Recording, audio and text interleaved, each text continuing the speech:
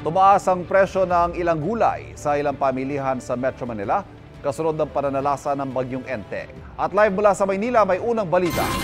Si Bam Alegre. Bam! Ivan, good morning. Dahil sa nagdaang sama ng panahon, kapansin-pansin ang pagtaas ng presyo ng gulay sa mga palengke tulad dito sa Blumentritt Market sa Maynila, lalo na yung mga galing sa norte. Problemado si Cherry Soto dahil plano pa naman sana niya magpakbet ngayong araw. Kaso dito sa Blumentritt Market sa Maynila, ang mga sahog medyo pa-hard to get sa kanyang budget.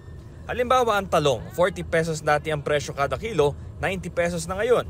Ang ampalaya, 40 pesos lang din dati, 120 pesos na. Sitaw, 80 pesos dati, 180 pesos ngayon kada kilo. Okra, 40 pesos lang noon, 160 pesos kada kilo ngayon. Nahirapan ako sa mga gulay kasi ang mahal. Hindi katulad nung dati na mura lang.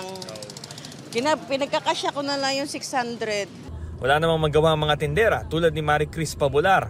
Mataas daw ang kuha nila ngayon sa kanilang supplier, lalo na't mula sa mga probinsya sa norte na naapektuhan ng bagyong Enteng. Ang nangyari po itong tapos na yung bagyo po. Tapos ng bagyo. Nung mura pa yung nakaraan po, nung isang linggo. Ngayon, nung tapos ng bagyo, nagmahal ng gulay.